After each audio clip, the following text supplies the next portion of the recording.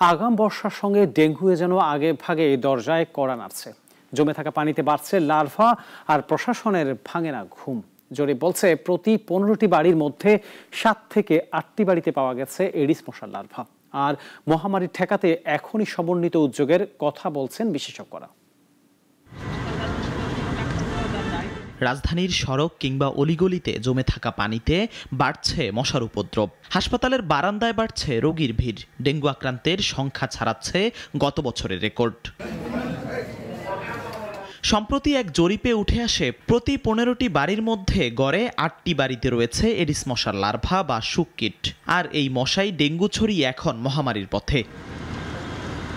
Larva জরিপে সবচেয়ে গুরুত্ব পায় ব্রুটো ইন্ডেক্স, যার মান যদি 20-এর উপরে যায় ধরে নিতে হয় মহামারীর ইঙ্গিত।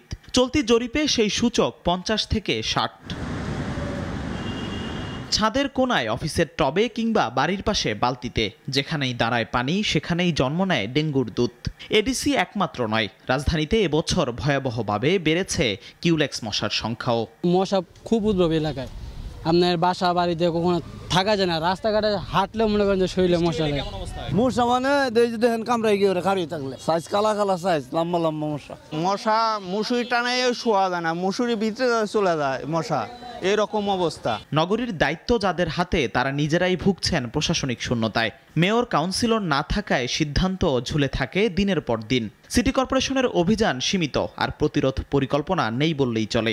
না, কেউ তো আসে না, এই যেভাবে চলছে এইভাবেই। তারা আসে দুটো একটা বক্তব্য দেয় চলে যায়, কারণ তাদের তো স্বার্থ তারা ঠিকই হাসিল করতেছে। জানি না কি ওষুধ দেয়, ওষুধও ঠিক মতন দেয় না, মশা জ্বালায়।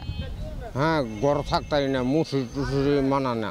এমন এক্সরে করে মশারও বাইরে যায়, মশা তো যাওয়া দূরের কথা, শুধু কেরাসিন তেলের গন্ধ ছাড়া কিছু নেই। বিশেষজ্ঞরা বলছেন আবহাওয়া পরিস্থিতি, সিটি কর্পোরেশনের নিষ্ক্রিয়তা আর জনসচেতনতার অভাব, এই তিনে মিলে শঙ্কা এবছর পরিস্থিতি চলে যেতে পারে নিয়ন্ত্রণের বাইরে। আমরা নিশ্চিতভাবে দেখতে পাচ্ছি যে এবছর ডেঙ্গু পরিস্থিতি বেশ খারাপ হবে। বিশেষ করে ঢাকা ছাড়াও ঢাকার বাইরে চট্টগ্রাম, কক্সবাজার, বরগুনা এবং বরিশাল এই কয়েকটি জেলার পরিস্থিতি বেশ ভয়াবহ হওয়ার একটি সম্ভাবনা আছে। সিটি কর্পোরেশনের মাধ্যমে ব্রিডিং সোর্স ম্যানেজমেন্ট, যেই সব পাত্রে এডিস মশার প্রজনন হয় বাড়ির বাইরে বা বিভিন্ন জায়গাতে, সেগুলোকে অপসারণ করা খুব জরুরি। ডেঙ্গুর বিস্তার এবার থেমে নেই শহরের গণ্ডিতে। রাজধানী ছাড়াও চট্টগ্রাম, নারায়ণগঞ্জ, বগুড়া, খুলনা সহ দেশজুড়ে প্রকোপ বাড়ছে ভাইরাসের। জিহাদুল ইসলাম, নাগরিক, ঢাকা।